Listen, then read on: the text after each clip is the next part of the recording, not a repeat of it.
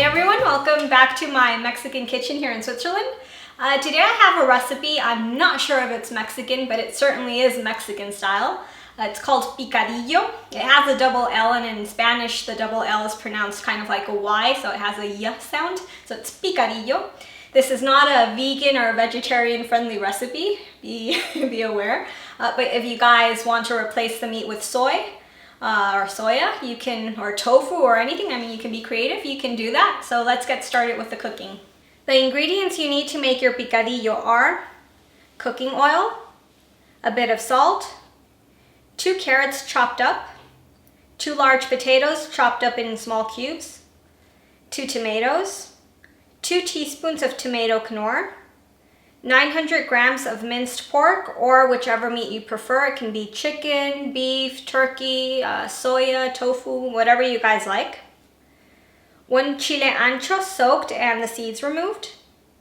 1 jalapeño pepper.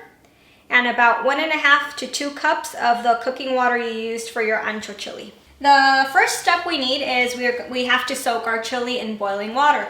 But first what we're going to do is we're going to take the stem off, and then we're going to shake the seeds out. Our musical chilies again. We shake the seeds out, and then we put the chili to soak. It's going to soak whatever time it needs. How do you know your chili is done? You have to poke it with a steak knife, and if it's really soft, almost creamy like butter, then you know your chili is done and ready to get processed.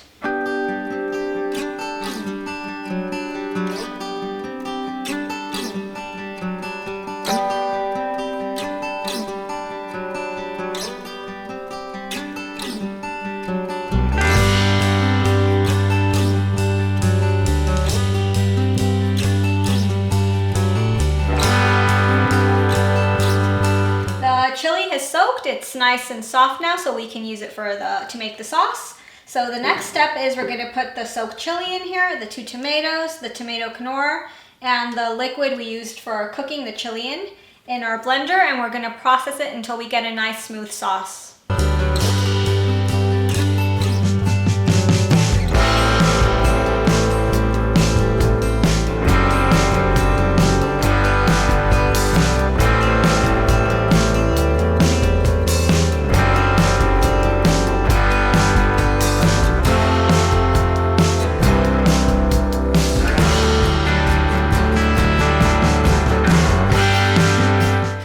Sauce is ready. We're just gonna put it to the side right now. Before I forget, we're cooking with chili, and chili always stains plastic. So once you guys use up the sauce in the blender, just wash your blender straight away if it's made out of plastic like mine. Otherwise it's gonna stain, and that would be a pity. The next step is browning our meat. So we're gonna put enough oil in our pan, and we're gonna brown the meat. By browning it, it's obviously cooked now. So the next step is, once the meat is browned, we add some salt to it. And we're going to add our vegetables. The vegetables and the jalapeño pepper. This, we're going to do a small cut through the pepper so that the juices seep out and give some flavor to our picadillo. And last but not least, we're going to pour the sauce over all this. We know the picadillo is ready once the vegetables are cooked. The meat is already cooked because we were browning it, but the vegetables are raw. Another way is that most of the liquid has evaporated. It's not a soup, it's nothing, or a stew, it's practically like a meat with sauce. So once you see that most of the liquid has evaporated, your picadillo is done.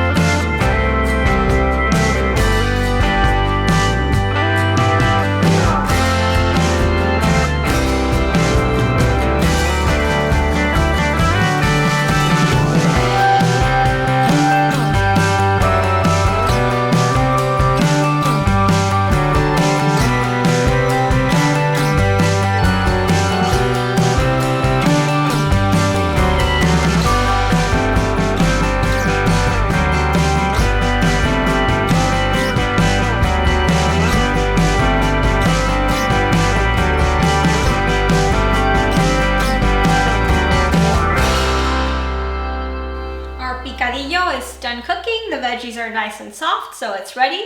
The liquid evaporated. Let me show you guys how it looks so you see it's not a soup or a stew. As you can see, there's no liquid, it's just still very moist. And I like to add a lot of vegetables, that's why it has so many in it. Many people don't add so many vegetables, they add more meat than vegetables. But this is a really yummy dish. You can have it in sopes, you can make tacos with it, you can make crepes. I mean, your imagination is the limit. You can use this meat for many different ways. You can probably even put it on pasta and it would be nice. I hope you guys enjoyed the recipe. I hope you make it, and you can let me know in the comments what you think of it.